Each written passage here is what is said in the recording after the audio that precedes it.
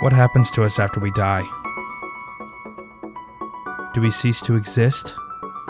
Or do we live on? This may be the biggest question that mankind has ever asked. Where do we go when we die? And who is there to greet us? And why?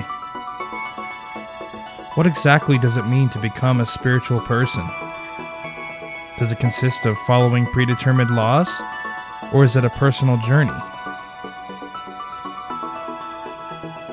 These are the types of questions that we will discuss.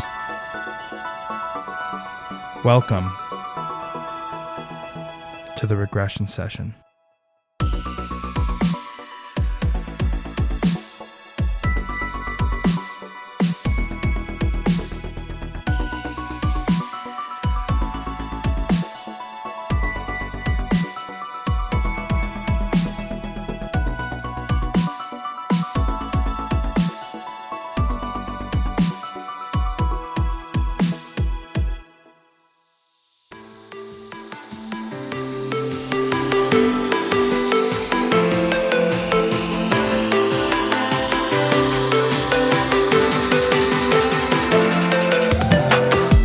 Welcome back to the Regression session. My name is Ian. This week we're going to be hearing from Spencer, and Spencer runs the Elysium School of Transformation, where he teaches people how to astral project in a positive way using mindfulness and other techniques. I'm excited to have him on the show to talk about his views.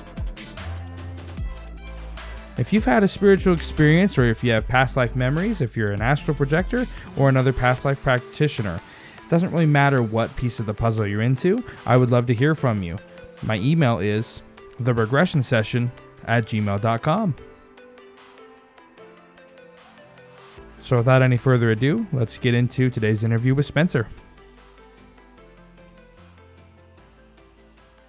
Hey Spencer, thanks for coming on to the show. Hey, thanks for having me. Thank you. Hey, absolutely, man. For the audience, tell me a little bit about your background in astral projection, because I know we were talking a little bit about the show and we went over this, but tell me a little bit about your background and beliefs beforehand. So I didn't really have any beliefs at all when I first learned about it. Like, I'd say the first time I did it was around 8 or 9 years ago, and it was definitely by accident.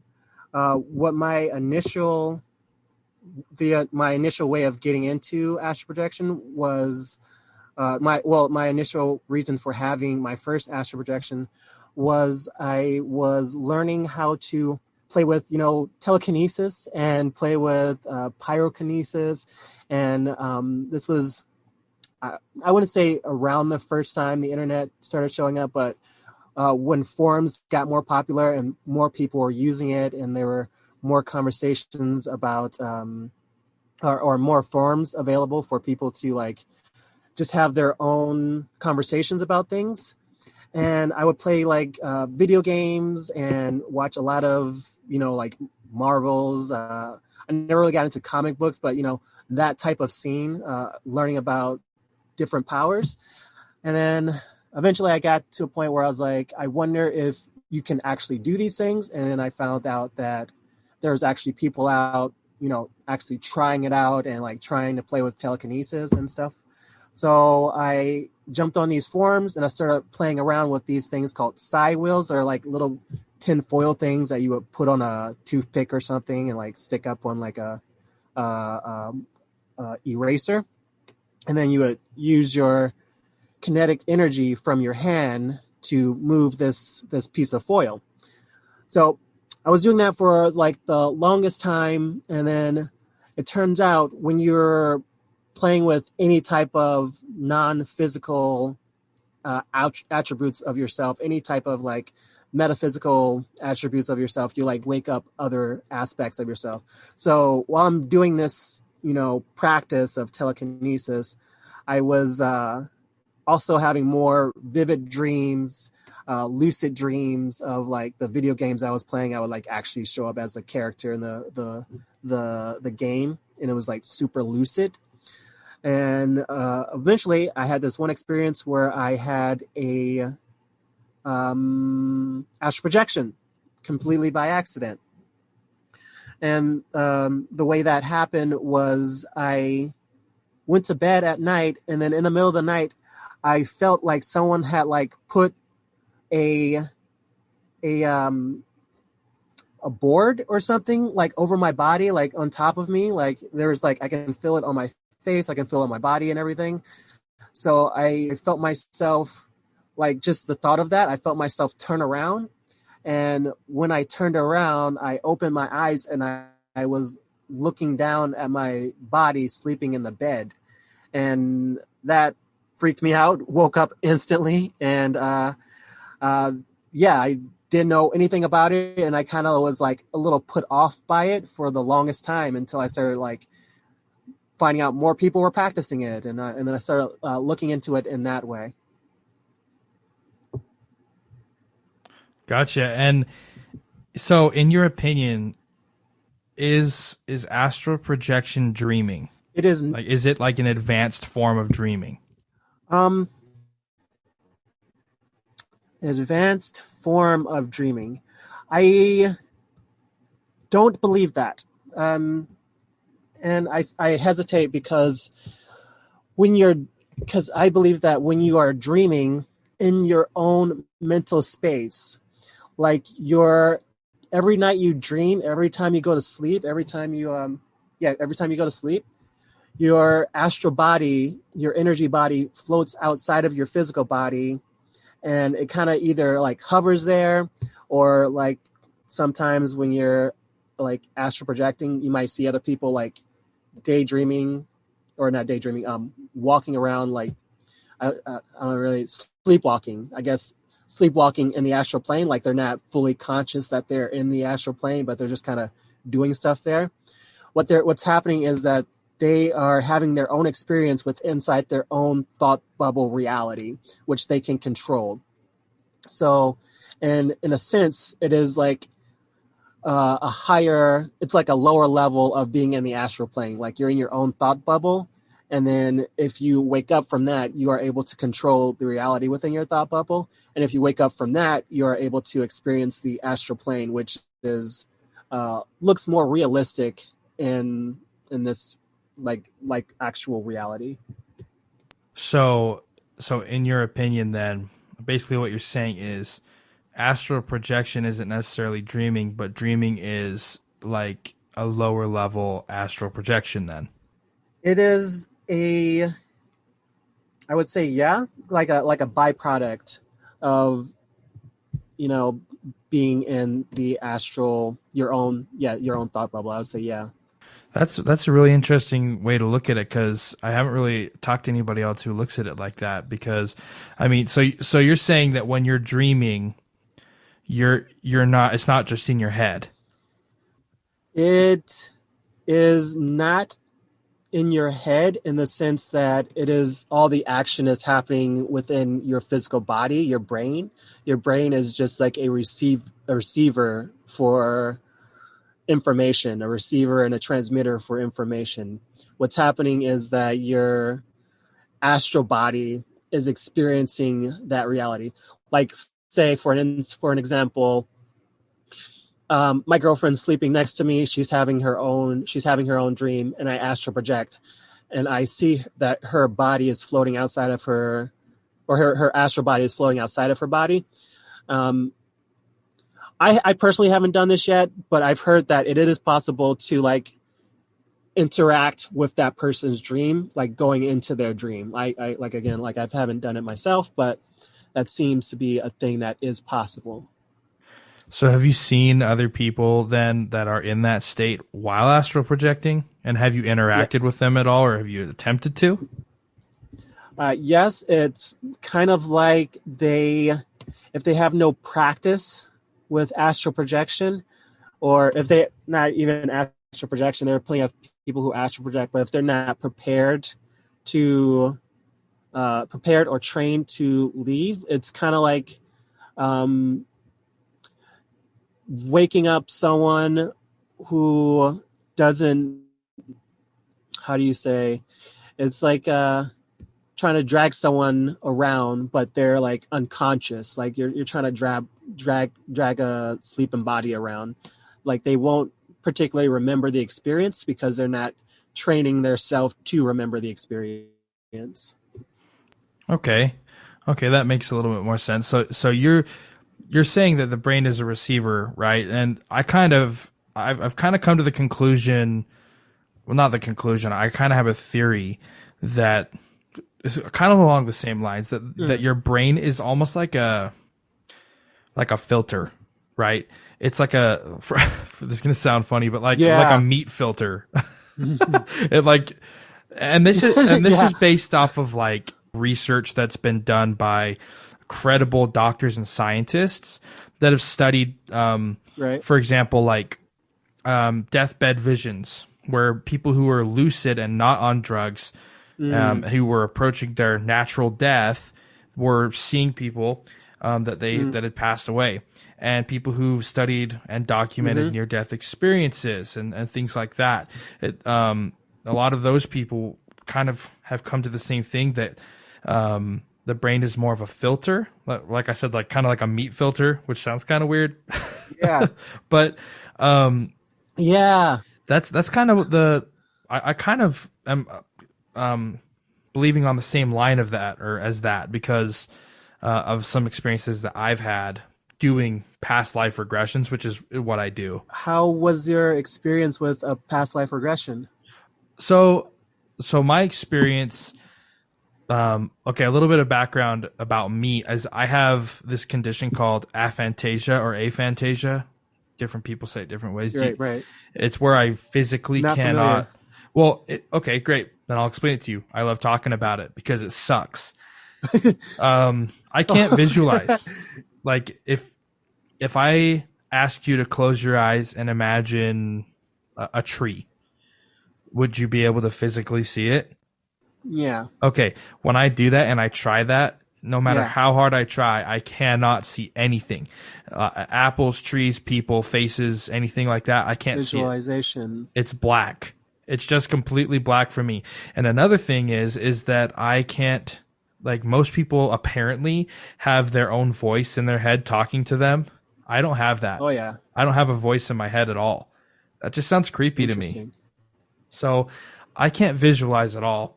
I didn't know I had this condition until I heard about it. And then I went and talked to like my doctor and was like, hey, is it possible that I have this? And he was like, oh yeah, it sounds like you have it. So I was like, great, I guess I got the shit end of the stick, you know? Right. Well, I wonder what you gained from that.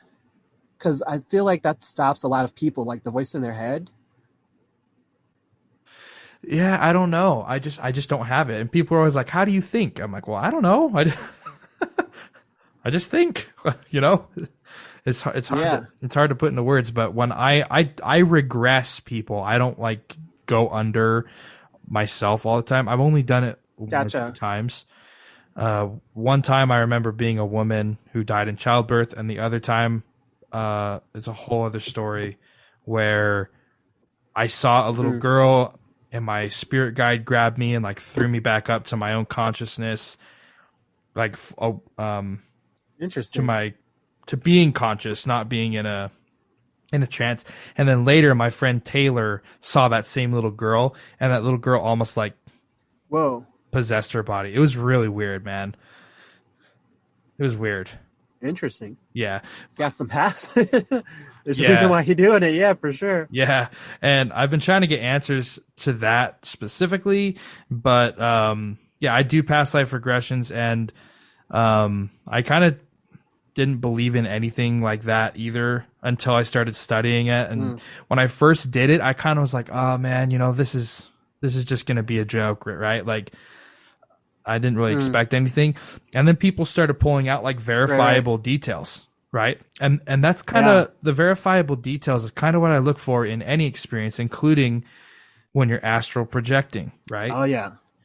So anytime I've talked to somebody about this, I'm always like, okay, do you have any experiences that you were able to verify later? So do you have any experiences that you were able to verify somehow, or even anecdotally? Anecdotally, that I'm able to verify? Yeah, and I know that's kind of a hard ask, right? You know what? I even have like I run a school, and we have a list of core values, and the first value, our first core value is question everything, don't believe anything with blind faith, experience it for yourself. I This is a consciousness experience. Like I can't particularly verify it in the way that, you know,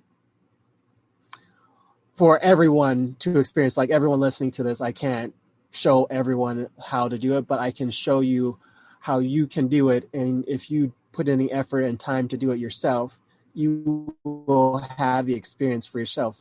It is once you experience being in a different state or a different frequency, still on the same plane of existence, but clearly you're like able to walk through walls, able to experience flight, able to experience things like creating things, like shifting your own personal body into like whatever you want. I feel like that's the only way someone, even if you're a skeptic, even if you're not a skeptic, I say just experience it for yourself. So in experiencing these things, you know, obviously, regardless of whether or not it's quote unquote real, it's still a real experience, right? And it can still be powerful. But, you know, to your knowledge, is there any like commonalities between people who are astral projecting, like anything that people have experienced that aren't connected to each other, that they're experiencing like the same types of things? That aren't connected and they are experiencing the same type of things. Yes, you. Several times I've been out, I've seen, or there's one instant for one time. This instance, I was in this not peculiar best situation of living. So when I projected and exited my room, there's a without going into too much detail, there was a lot of negative energy at that time in my life. And when I exited my body, I went out my room and floated up into the air. This wasn't a natural flotation. Like I wasn't like meaning for this to happen. I just kind of like was energetically pulled up. And when I looked, the higher I went, the more it kind of turned into like this giant tornado. I was like in the center of this chaotic tornado that was hovering above my house, which I'm assuming was because of all the energy, the negative energy that was going on at the time. But while I was up there, I could see other people in the sky with like their they call it not an umbilical cord, but like their silver cord that's attached to their head, like going down into the earth. Like it was quite high. Like I could, by the time I was up so high, I couldn't see like my house at all. We were like in the clouds, and I could see other people experiencing the same thing.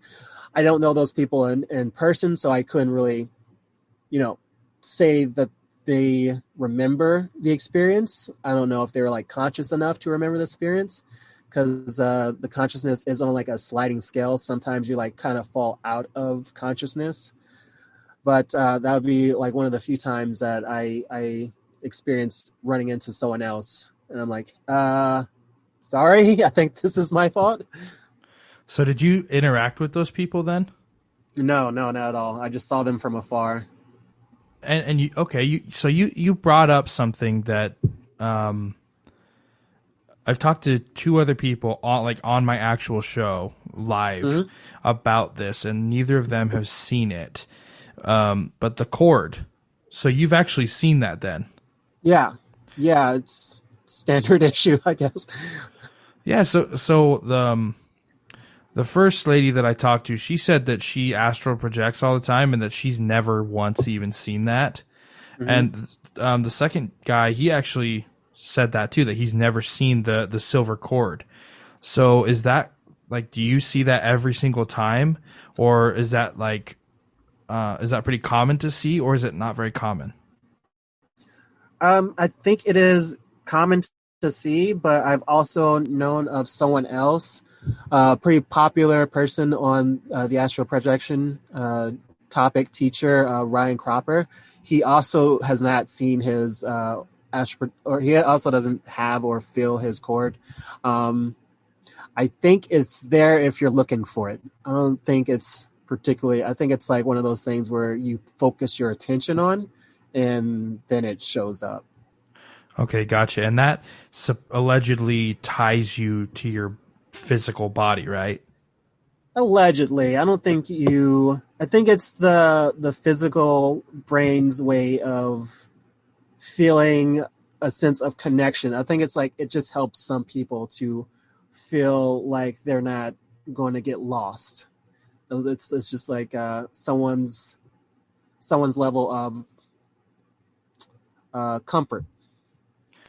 Okay, so that right there, like, as far as astral projection, the cord, that's one thing that people who are not connected have experienced separately then. Yeah. See, that's really interesting to me because that's the same kind of a thing of, okay, if these people had no idea and they didn't know each other and they've astral projected, and I've even heard of people who did it on accident who had never even researched astral projection and they saw the cord, right? So that begs the question to me of where does that come from as far as like if it's not necessarily a real experience, right? So where would that come from? Who knows? I would say it's like your like a soul stream. Like it's your higher self connecting you to your physical body, right?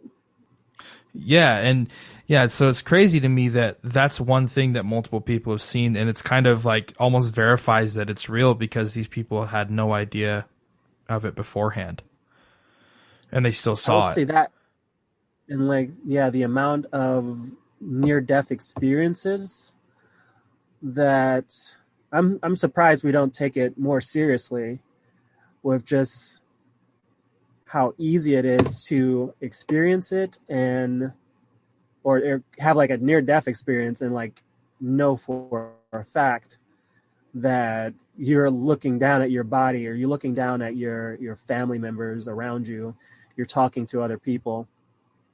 But I'm not sure why. But that's like one reason why I'm here to like, I don't know, just bring more awareness, bring it more mainstream, I guess you want to say, more normalized. Right, yeah, and I agree. I think that it's really cool, and I think that it's really cool for people that if they want to try it, if they're comfortable. For me personally, I've said this before on my show, but astral projection kind of scares me. Just the thought of doing it. Oh yeah. What is it that scares you? Let's see. I've said it exactly this way on my show before. Okay, when you astral project, let's pretend for a minute that it's 100% real for the skeptics. Let's do it. So let's just say when you astral project, you leave your body, right? No.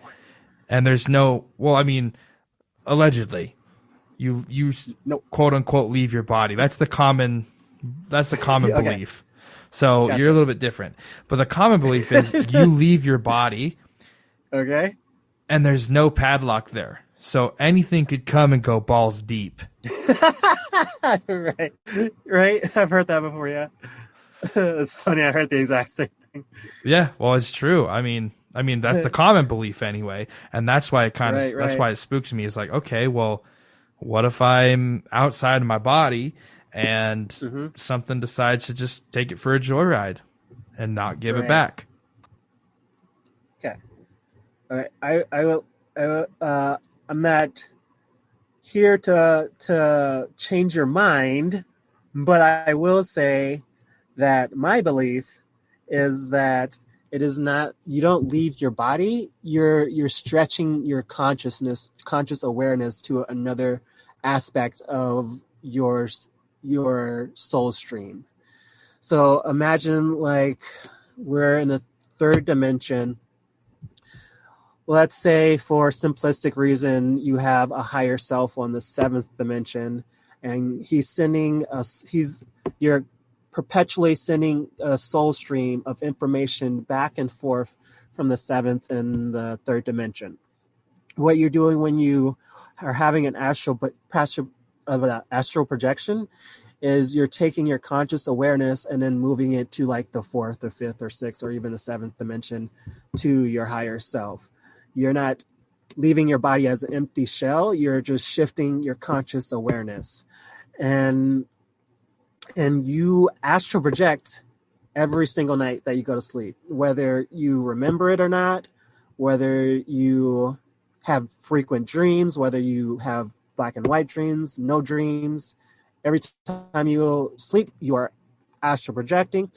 And when you say you are astral projecting, when you're actually having the experience of astral projecting. Okay, gotcha. So let me ask you this as kind of a follow-up to what you said.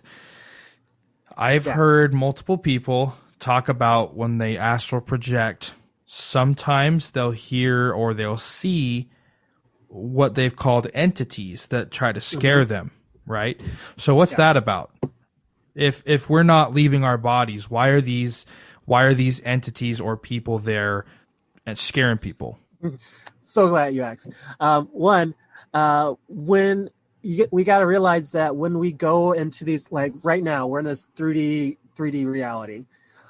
In order for us to, like, we still have the ability of manifesting. You've heard of like what is that one thing called the Secret? You remember The Secret? I'm not familiar, no, unfortunately. Okay, so I forget, it was like in the early 2000s or something, but there's like this thing called The Secret. It was very popular because it gave like a semi decent way of explaining what manifestation is to a mass audience. But basically, manifestation, you focus on something and it shows up in your reality after a while. When really you focus on some stuff, you take action for it to show up in your reality. But essentially, it takes a consistent amount of focus for what we want to appear in our reality to happen. But we still have to think about what we think about does show up in our reality in some way or form. When we're in the higher dimensions, these dimensions are thought responsive. So the minute you think of something, it happens immediately. And if you're someone who hears a lot of ghost stories about how much astral projection is scary, if you accidentally have an astral projection when your belief is that someone can sneak into your body, what you're going to experience is you're going to be a vibrational match to a thought form that shows up into your experience because you think something scary might happen to you. You create the thing that's scary that's happening to you. Do you follow? For the most part, I do. Yeah. I think I'm wrapping my head around it a little bit. You kind of got to explain it like I'm 4 years old. So what you think happens immediately. So if you think something is scary, you think something scary is going to happen to you when you astral project, something scary will happen to you when you astral project. Okay. That's why it's very important to like be in full. That's why I teach a very holistic approach to it, where you like focus on your past traumas in this reality. Because if you're trying to astral project when you have like negative thoughts towards yourself, those thoughts when you are in the astral plane, they'll show up with like negative experience in that reality. Okay. Well, let me ask you this, and I'm sorry if I'm kicking a dead horse here, but you know, the last guy I talked to about this, he said that the first time he tried astral projection, he had heard like he wasn't really expecting like a scary experience. I guess to be fair, to look at it from both sides, he had read about scary experiences, right? But from what I understood from him, he wasn't going into it like looking for a scary or expecting a scary experience. He was expecting to Mm-hmm. just like be able to fly around and go to other planets and hang out with aliens or whatever. So Mm-hmm. he sits up out of his body, like, because he'd been trying to do it. All of a sudden, he like pops up out of his body, and he's like, "Whoa!" And he turns around, and there's like nine. Well, he used the word gypsies in his room, Interesting. like European gypsies, sitting there, just staring at him, just watching him, and then one of them stood up and like apparently started like walking towards him, and it freaked him out so bad that he like jumped back in his body and woke up, and then he didn't do it again for like years because that scared him so bad. But he Yeah. wasn't necessarily like looking for or expecting a scary experience, but it still happened to him. And he told me that apparently that happens to a lot of people where they're kind of Mm-hmm. ready to kind of have this cool out of body experience where they're going to fly around and see the universe and stuff like that. And then all of a sudden, boom, there's something there scaring the shit out of them. So where does that come from then? If it's completely just allegedly out of the blue. Well, to me, I would say one, I guess scary is a matter of perspective. I have this odd phobia about lizards that I'm working on. So I have actively am like trying to befriend a lot of lizards around my area right now. But it is like an actual thing I had growing up. I was like, just, I don't know, just the way they walked or whatever. It's a thing either way. But I'm not terrified of spiders. I can pick one up with my hand and then move it out of my out of my place. But my girlfriend is afraid of spiders. I could say that those gypsies were about to ask him for help, but he found the fact that someone was in his house, even though he's in like a different reality, different set of rules. Like there's no ownership of area in that area in that dimension. There's like no ownership of like, hey, this is my house. Can you not be here? Or like since he doesn't astral project enough to, keep his space clean and like ward off these entities, like they could just be like, hey, I didn't know you would be out of your body. What's up, buddy? Or, there is a sense of when you do exit into the astral plane, there are a lot of people who have transitioned or passed over who aren't aware that they are currently dead, So you might run into experience where they are, let's say, occupying a space in your house where we get like ghosts and stuff. They might not know that they are actually physically dead. Okay, so that's going to open up a whole other can of worms here. So are you Yeah. are you claiming that ghosts and astral projection are kind of linked in some way? I am claiming that, yes. They Wow. are the same. Okay. So I've heard a bunch of different stuff about this, and it's fascinating. I'm trying to get a couple people who like specialize in communicating with dead people, like mediums or physical mediums, really. I'm trying to get some Yeah. of those people on here because I've heard a lot of different stuff, right? So you're saying that there's full on people there. There's some people that say that ghosts are like a fragment of somebody's soul, or like there's some people that say that ghosts are just like recorded memories in a space. So, you're saying that they simply enter the astral plane, and when you leave expand your consciousness from your body, you become more aware of these entities then, Yeah. or these beings. Yeah. So you can imagine, when one teacher gave this really good explanation where this story of like, say, like, let's say, imagine that someone was There's a guy walking out of a store. He's got headphones on. He's not really paying attention to anything. He's like on his phone like the kids do. And he walks into traffic, and this bus comes and hits him, and his physical body goes flying this way.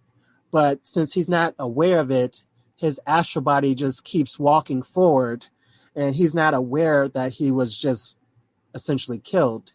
And he walks into the next store and just like tries to buy something. And he looks up at the guy because his hand like flies right through the thing. He's like, "Hey, what's wrong with your fruit over here?"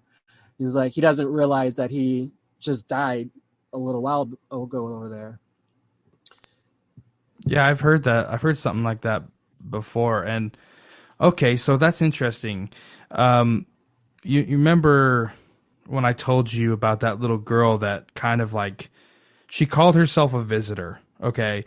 When she entered Taylor's body, she straight up was like, "Ian, I don't think I'm one of Taylor's past lives." She told me, okay, that she had been wandering since like the 1860s or 70s, and she had been wandering around, okay? And she said that everywhere you go, there are people everywhere, all over, okay? And I literally was like, "So are you saying that?" And she just interrupted me and she said, "Ghosts. They're ghosts." She literally said that. That's like an exact quote. So that kind of blows my mind that you made that connection, because I've had an experience where this little girl kind of said what you were saying, but she actually had died, but she was aware that she died because she was murdered. It's really horrible. I don't want to talk about how she died, because it gets me, but yeah, that's kind of creepy, man. It creeps me out. Yeah, that's one thing. That's like, I think that's like my driving point. It's not so much to just use this for fun. Like, there's so much fun you could have with astral projection, and the ability to just learn that we are connected to everything that exists, and like the ability to, I'm not saying for everyone to connect with their past ones, because people do move on. They do move, for lack of a better word, up the ladder. They do reincarnate into different people on the astral plane. But I think the most important thing is to have a full understanding of what our reality, what our universe, what our existence is actually made of. So when we do pass on, we're not having this I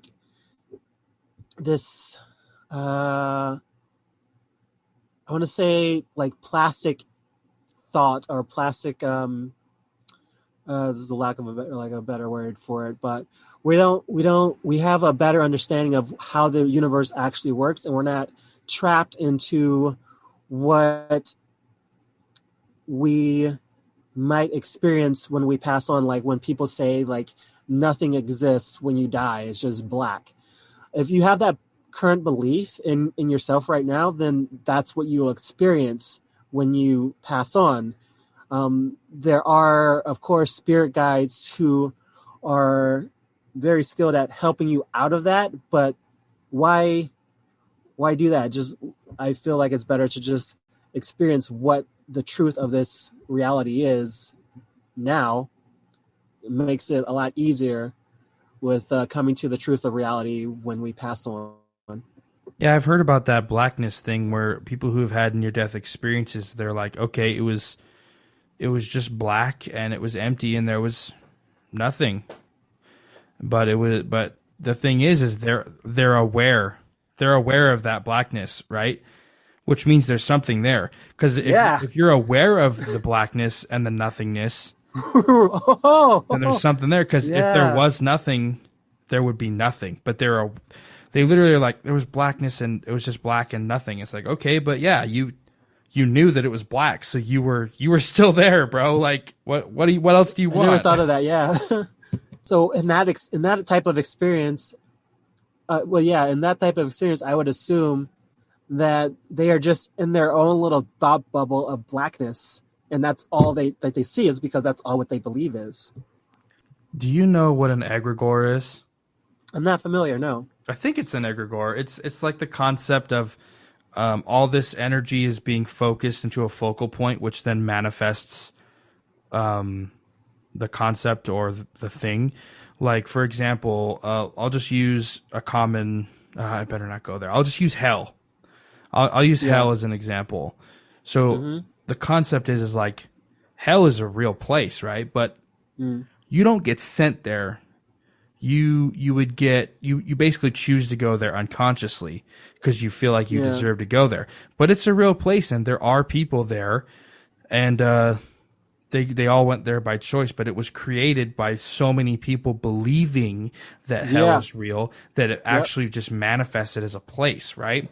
So I wonder if this whole conversation has kind of made me wonder if like this blackness place that people go to is also actually a real place where there's multiple Most likely. where there's people there, just like hell, and other things that I kind of think that are egregores that I'm not going to go into yet because I don't want to offend people. Yeah, I feel you. Yeah, it's kind of like so there is a thing about consensus realities that we create intentionally and unintentionally, intentionally and non-intentionally, whatever the right wording is. Like, for instance, heaven and hell. There are places in the astral plane or in our, I wouldn't say the astral plane. It's not like it's on the in the fourth dimension or whatever, but like in our reality, there are these consensus realities where people go to because that's what they believe on our in our time space in our reality right now. If there was a if we got enough people to believe that Dogecoin was actually on the moon or like its own city, like when they passed over, like when you die, you go to Dogecoin's skyscraper, like it would actually create that in its own consensus reality if enough people were to believe it. I don't know what that number is where enough people have to believe this thing, but if you get enough people believing in heaven and hell, you create that consensus reality in the higher dimensions. Yeah, and that's kind of exactly what an egregore is. It's just Right, the right. concept of like manifesting something with a like a group manifestation, Ah, basically. gotcha. Yeah, Right. So all this energy is going to a focal point, and then it just all of a sudden manifests whatever it is that's believed in. right. Right. So Exactly. that's interesting. Just to think about, you were aware of hell and the blackness when you went there. And like how much you believe you're supposed to be there. Right. Exactly.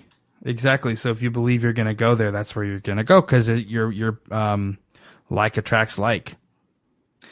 And Yep. that's a common thing with near death experiences too, is like, you're whatever you are putting out there, you're gonna find. And that's what Mm-hmm. that little girl told me too. I was like, well, okay, well, why are you here? And she was like, I think I was invited. And I was like, by who? And she was like, I don't really know. And I was like, okay, well, okay, first of all, you can't stay here.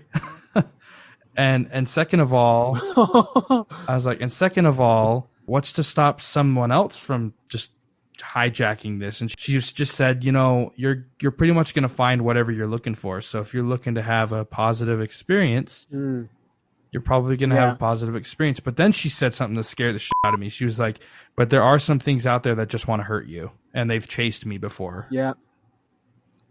They said that, Yes. she said that they chased her before and they scare her. So got to be careful. Yeah. Got to be careful. That when it comes to that, you have to realize that you have to like fully feel that you are part of this infinite creation. Like you are a part of source energy. You are a part of God. You are a part of you. Like you can't be harmed. You have to fully believe that. And these things, they might still show up, they might still try and have cause and effect within you. They can't harm you, but they can cause you to feel a certain way where you don't feel safe, which they can turn, I don't want to say suck your energy, but like they can like get joy out of it type of thing. But you also have the ability to remove yourself from that experience. You also have the ability to not stay within that experience. This is also a good reason why one of the first things I say is never to tell your address to anyone when you exit your body and you go out exploring. You never want to like tell them your address. You never want to tell them where you live. That's interesting. Yeah. Yeah, that's kind of wild. So, you touched on something that's absolutely my favorite subject to talk about on this show. Yeah. And that's spirit guides. Because it's just a fascinating subject to me. I've had enough experiences with spirit guides. I can't deny that they exist,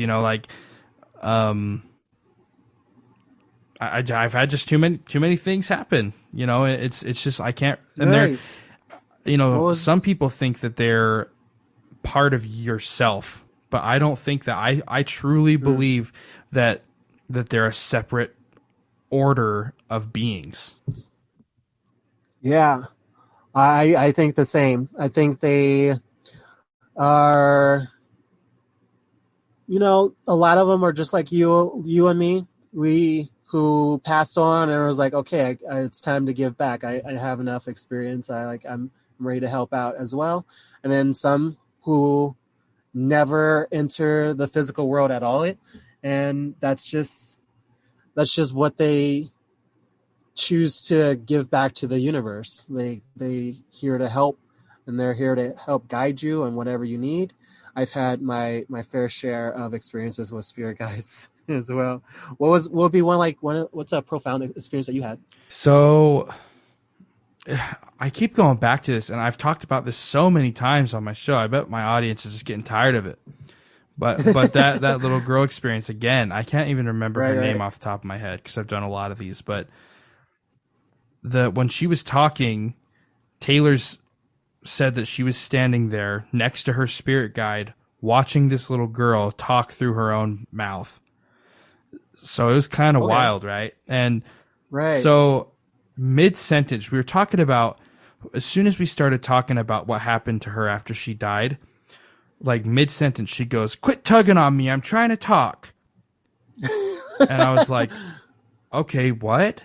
And she's like, "Oh, sorry, Taylor's guide's trying to pull me out." And I was like, I was just like, my head was spinning. I was like, what is going on? Just like, get out of there. But, what are you doing? Later, Taylor said that she was standing there, and as soon as she started to talk, her spirit guide grabbed a cord that was attached to this little girl's back and started yanking on it, trying to get her out of there. Right. And he was yanking on her, trying to pull her out. And this was completely like Taylor was like witnessing this happening. Yeah, she said that she felt like she could have kicked her out at any point. She felt like she could have just removed her, but her spirit guide was like yanking on this cord with both arms, just like not like forcefully pulling, but like tugging on it, like like it's almost like if you were walking a dog and you had a leash. And your dog was like smelling something. You're like, hey, and you just like tugged it a couple times, like, come on. It was kind of like that, but she's like, quit tugging on me. I'm trying to talk. And so eventually, he just kept on tugging. It just got more and more frequent, like pull, and she was like, I think I have to go soon. And I was like, yeah, it's probably for the best, but you can't really hang around here. You've got to go move on. Try to find a spirit guide. And she was like, I don't know if I have one. I was like, well, they exist because you just interacted with one. So try to find one. Try to find some help, right? So I ended up telling her like, sorry, you can't hang around, because she said that she was scared, and I was like, I know you're scared, but you said that you're gonna find what you're looking for. So go find what you were looking for. right? Anyway, so Interesting. once that little girl gets pulled out, Taylor's spirit guide was kind of like freaked out a little bit. Right. And he like walked up to her and put his finger in her face, like as if like chastising her for some reason. Don't do that again. Yeah. Yeah, like don't do that again. And she hasn't done one since. But what happened is she was just sitting there still in trance, and she's like, "I'm sorry." And her spirit guide walked up like an invisible staircase of some kind and opened a door like out of nowhere, out of nothing, and then walked through it. And I didn't know that happened. And I was like, "Do I have your spirit guide's permission to bring you back out?" And apparently he opened the door thing and then made a shooing motion with his hands and then shut the door again. And then I brought her up. Jeez. So that's one. And then and then another one I had is I was regressing someone, and she just kept seeing walls, just walls. And my job as the practitioner is to help people get through these walls. Right. But she just couldn't get past these walls. And this is a weird question. I have never really heard anybody else outside of my show talk about this. And I'm going to ask you a question, but I swear I'm going somewhere with it. So think about your own brain, right? Just turn your attention to your own brain and think about juicy. the location of where your thoughts come from. I don't believe they come within the brain. I believe there's a sea of thought information that's just around us. Oh, okay, but it enters your brain from a certain point, like a certain spot. It enters the brain.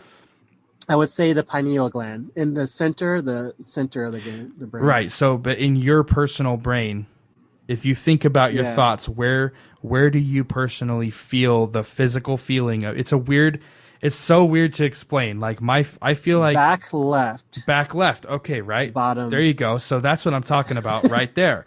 Yeah. Your thoughts, you feel like they come from the back left of your brain. I feel like mine come from like the dead center, like kind of almost like at the bottom dead center of my brain. And everybody gets, I think my wife said that hers come from like the top or the forehead. I don't remember, but everybody's is a little bit different. I've never heard back left before, but my thoughts come from like the lower middle center of my brain.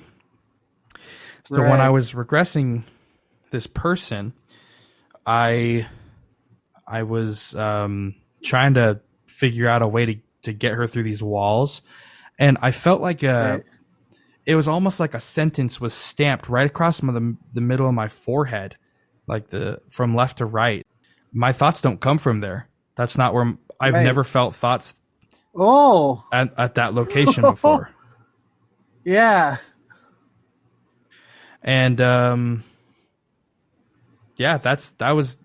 was a really profound experience for me too, because it really, like a spirit guy was saying, it really made me feel like, okay, you need to pay attention from like the direction in your actual brain where your thoughts are coming from, because it could be communication, because I never thought about that before.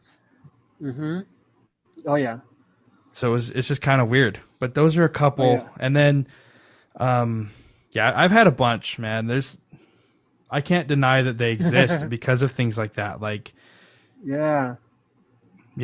And then there's people who've described my guide without even ever knowing me. Like some person on Reddit I saw was doing they're like, we'll do a free spirit guide reading. I was like, sure, why not? And I messaged them. I was like, I'd like to do that. And I forgot about it. So they messaged me back, and they basically described the same thing I saw in my regression as my guide. Whoa. And I had no idea who this person was or anything. Wait, what does he look like? He's like a 7-foot tall owl. Interesting. Like, he's huge, and I'm not gonna lie, the first time I saw him, it scared the shit out of me. Whoa. Because I didn't know what it was. I didn't know what it was. I was like, what the hell? But again, I didn't... What color? Brown and white. Brown with white tips. But keep in mind, I didn't actually see him. I just got like a download, like an impression. Gotcha. But yeah, that's what he looked like. And they pretty much they're like, you have an animal guide and you also have another guide, and they work together a lot. And I was like, what? It was wild. Yeah, my spirit guide. Well, okay, one of them. The first time I like asked to speak to a spirit guide was a little chubby guy named Ted, and he was I believe, from the point. So what had happened was I like astral projected, got out of my body. It was like still one of my like the first time I projected, and like I sluggishly made my way through my front door, and then like I was on the second floor, and I kind of like floated down to the ground floor of this like apartment complex. We had like this big open place where we could like park our cars, and everything shifted to this giant open space, and a giant hangar was put where my house was, where my apartment was. There's this giant hangar, and this guy walked out. He's like, I can't remember. It was so long. I was so upset. Always write down your experiences. I didn't write this down, but he said something along the lines of like, "What's up? Hey, and how can I help?" or something. He was like, and then I just like saw on his jacket he was like wearing this like one piece jumper for like a mechanic jumper, and I was like, but my attention was like, hey, I need to speak to a spirit guide, and then like that dude came out. I was like, the That's awesome, man. I wish you would have wrote it down so we could talk about it a little bit more. But yeah. With this aphantasia thing, it's so hard to go into. I would love to have like a conversation with my guide, but I can't hear anything and I can't see anything. The closest interaction I feel like I've had is I tried tarot cards. Interesting, yeah. At the advice of somebody, and also my friend Ashton, he came on the show. He's like a practicing death witch. He kind of got me into it, and I figured, I'll try it to do some research for my show. So the first night I had him, I was shuffling him around. He's like, you play with your deck a little bit, shuffle it around as much as you can, and sleep with it by your head so it can get used to your energy, take it on trips with you, and so on and so forth. Right. So I had it out of the box, and it was just sitting on the arm of my chair. But the thing is it was on it's kind of hard to describe. So I have like this little flat spot in the middle of my couch, and then there's a little raised, like it's like a center console that you can lift up and put like snacks in there or your controllers or whatever. Gotcha. But right in front of it, there's like a little space that you can put stuff on. Right. Gotcha. So it's sitting it has a hole in it underneath the leather. So it sits like if you put something on it, it's going to lean backwards. So the cards were like on an angle, leaning backwards against like the arm. Does that make sense? It's probably like a really clunky way to tell it, but no worries. But I was sitting there, and my wife's pregnant. Okay. And so I was sitting Congrats. there. Thank you. But it was just for context, but thank you. I was sitting there, and all of a sudden, these cards that were sitting on an angle, leaning backwards, two cards slid upward, like against gravity, mind you. They slid upward and fell off of the deck, and I was like, "What the hell?" So it creeped me out because I saw it out of the corner of my eye, and then they just both flopped over, and they were talking. The cards were talking about like basically like a new beginning and a new chapter, and also. One of the cards, one of the divination meanings was the birth of a beloved child. Whoa! Yeah, that one is awesome. That scared me. Honestly, I almost got rid of the deck, but I was like, you know what? I better not. I shouldn't be afraid of this. I'm doing research, and right. I love it. It's fun. I've done so many different tarot readings now because it's like a fun hobby. It may or may not be real. As a disclaimer. Yeah. But that's a little bit too much of a coincidence.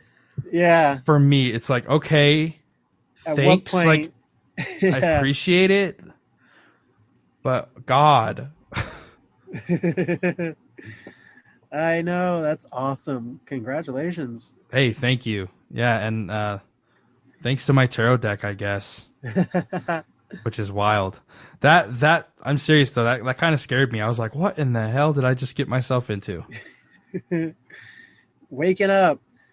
Yeah, I've played a little bit with tarot decks, and I probably not as much as I could, but they have been very guiding in that sense. I feel like it doesn't matter what you use, as long as you have a strong belief in it that it works, then you can use playing cards. As long as you have like a firm belief that, hey, I'm using this object to allow spirit guides, to allow my higher self to speak through this, to guide me. Like, doesn't matter what it is.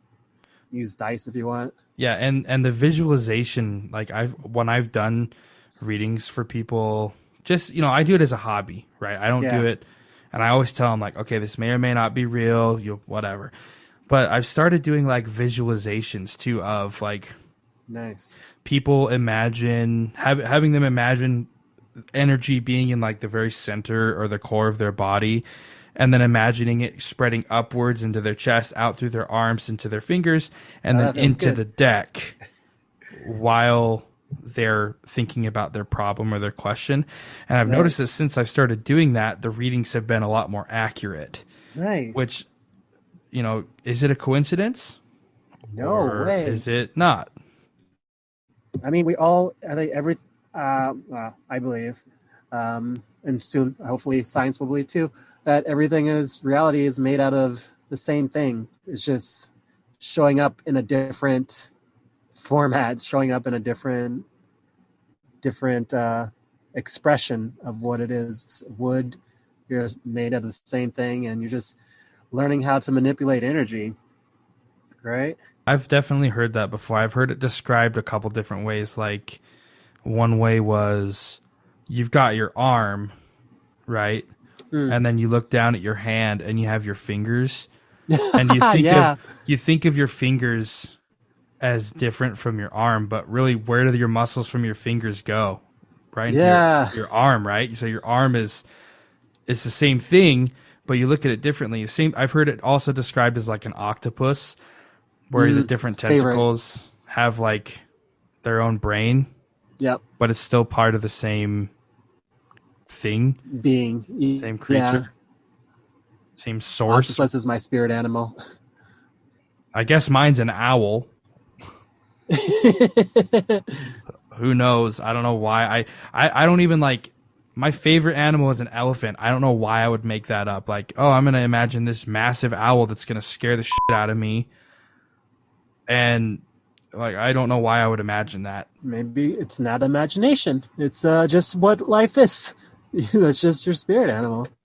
Yeah. It's like, it's like just, I would say, you mentioned that it was your spirit guide, not your spirit animal. Your spirit animal is just something you really resonate with, and you really connect to, you really feel into. And your spirit animal is also... not the only one. You can have a a positive spirit animal. Like a negative spirit animal, like the opposite of a spirit animal, like the totem pole. Or you could have a spirit fruit, spirit rock, as in like crystal. Your spirit crystal. It's a multiple plex thing. It's just like the most common is like spirit animal. And I've heard it talked about a lot, like spirit animals too. I've heard it talked about a lot, but I feel like people are just like, oh, I think this animal's cute, so that's my spirit animal, right? But then like people like me who like owls creep me out in, like in my life. If I see an owl, I'm like, oh, okay, I'm out of here. Ooh. Maybe, of course, like I have no clue. I'm just like speculating. Like maybe you had an experience with your owl spirit guide when you were younger, and you just don't remember it, and you just kind of like still a little creeped out about it. Well, I don't know how I could have had an experience like that with my aphantasia, because like I said, I can't see anything at all. I can't Right, right. visualize. So I don't know. I think it's more like in Native American culture and stuff, the owl is looked at as like a sign of like death or an omen of death or danger. Gotcha. And if there's anything that I kind of buy into more as far as that kind of stuff goes, it's them. And also, kind of off topic, a lot of people who were abducted by aliens claim to have seen owls. Oh, I've never heard that. Yeah, it's a common thing. You look it up if you're interested. It's Yeah, very. I'm gonna include. Hold on, I'm gonna make a note to include that. Yeah, that's why they kind of creep me out, and so that's why I was like kind of surprised Wonder why. when this owl was standing there, and it like pointed me in the direction I needed to go, and I was like, "What the hell?" And I kind of just walked by with like in my head. Obviously, I walked by with like a gaping mouth, like, "Oh my god, what in the hell?" Yeah, it was. Yeah. It was wild, man. It was wild. So I do have another question for you before we kind of start wrapping things up. Sure. And you may or may not have heard of this, but it came up in my last episode about astral projection, and it blew my mind, and it fascinated me so much that I like after I got off of the call and got everything closed down, I went and talked to my wife. I called my mom. I called my brother, and I called my sister. And I was like, "Guys, you got to check this out." So I have from this gentleman that his name's John. From John, he told me that people have. Well, he kind of told me two things. He told me that when you astral project, it's a common thing for people to say like avoid power lines or electricity because it can mess with you. And then he said something that really got me. He's like, also avoid like top secret structures. So like the White House and the Pentagon and Area 51, stuff like that, because apparently people have tried to go in there, and then when they go there, all of a sudden these astral projecting like security guards will walk out and be like, "You're not supposed to be here." And apparently they can get detained in these electrified cells. So he told me about that. He said that multiple people have reported that. So can you speak to that at all? Yes, that is totally true. That don't do that. Don't go to Area 51. Don't even. I want to say parts of the moon. I haven't explored all that over here because I'm just like still like it's just not because why.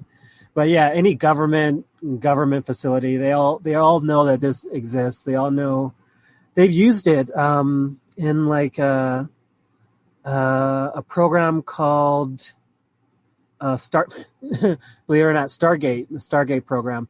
They started teaching. They actually sent a bunch of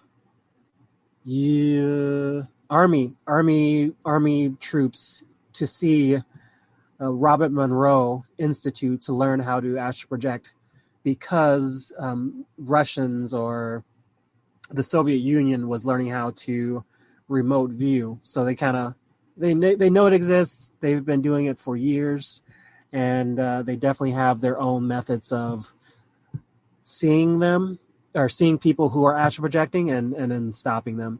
I think they are at the point where they have devices that can point out the energy signature of someone within a base or within their proximity, and it stops them, or they find them. I haven't heard the electricity fence thing, but that's not to say it doesn't exist. I could totally see that happening. Never need to go near power lines because why go near power lines anyway? So I've never heard that, but I would not doubt that doesn't exist. Yeah, that is so wild. Like, but if you really think about it, why wouldn't they? You know what I mean? If they know it exists, of course they have like astral projecting whole division guards. Probably. I mean, geez, that's kind of scary to think about too, if it's real. Well, there is one thing to note is that they could, at one hand, they lost some people when they were first learning how to teach their soldiers how to astral project, because when you learn how to astral project, you realize that you are connected with everything, is a part of you. So they started losing soldiers because the soldiers were like, I don't want to kill myself. Like, we're just shooting each other, guys. Let's not do that. But on the same hand, they had people who were like, I see that whatever I do doesn't really affect the prayer, like the greater scheme of reality. I see that if I go out and kill someone, like, it's part of the universe learning another part of itself. So it was it's interesting because it's like I feel like astral projection is like it's just another tool to experience this reality. It's just another tool to experience life. And like any tool, you can be used for good, or it could be used to build a house, or it could be used to in that show Dexter, if you catch my drift. For sure. And I've kind of come to the conclusion that things like this, I feel, should be more prevalent in our culture. Yeah. Especially for me personally, past life regression. Yeah.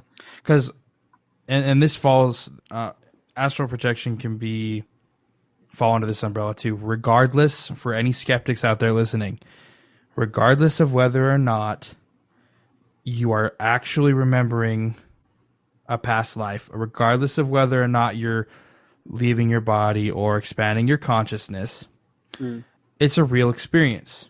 Yeah. And you're having an experience, whether or not it's in your brain. And a lot of the times, you come out of these experiences feeling like you've learned an important lesson, or feeling like you have more direction in your life, or something like that. It's usually you come out of these things with a positive outlook on things. Yeah. And that's exactly. why I think that these things should be more widely accepted in Western culture.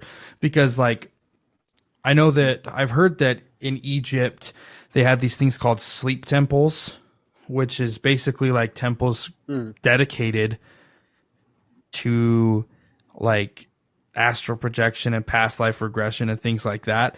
And if you look at astral projections specifically, this is literally just right on the Wikipedia. It's talked about loosely in the Bible.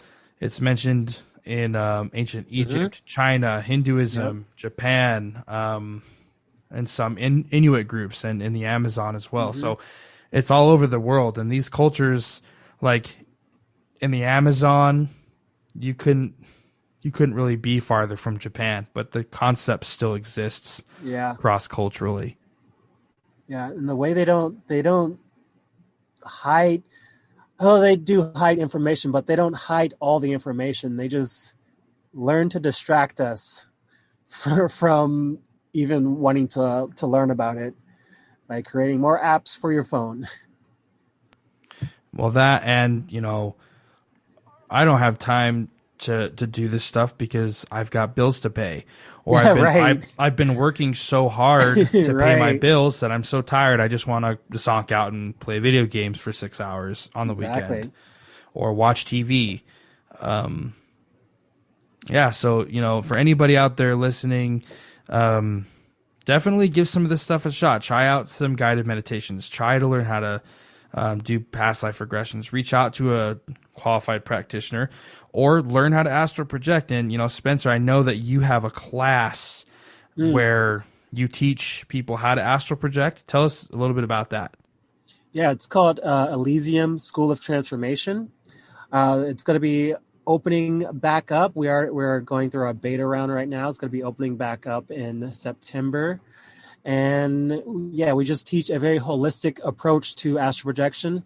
And we want to focus on strengthening your physical body, your mental state, like what your thoughts that you're using, the negative thoughts. We're removing negative thoughts from your reality, and we're focusing on making it easier or guiding you through the ability to astral project within a short time period. That's great, Spencer. Well, everybody, if that's something that interests you, Please check that out. I'll include a link to it, or whatever we can in the description as far as how to sign up and other information to that. And Spencer, is there anything that you'd like to leave the audience with? Yes. Remember that this reality there's more to this reality than meets the eye, and question everything. Don't believe anything with blind faith. I always say experience it for yourself. If astral projection is something that's calling to you, then I highly recommend trying it out for yourself and experiencing it and going through the process of, not just tipping your toe in, but doing it enough to really see the transformational shifts that can happen when you experience all of reality, that we are connected as one. Like, it's an understatement how much we are connected and how much hatred and pain within this reality can create. Well, I couldn't have said it better myself. And Spencer, thank you so much for taking the time to come on my show. Thank you. This was awesome. I really enjoyed talking to you. That's it for today's episode. I'd like to thank Spencer for coming on to the show, and I'd also like to thank you for tuning in. If you'd like to learn how to astral project with Spencer, you can head over to elysiumschoolofttransformation.com, and there will be a link in the description. If you've had a spiritual experience and you'd like to come on to the show to share your views and share a new perspective, email me. My email is theregressionsession@gmail.com, and I would love to have you on the show.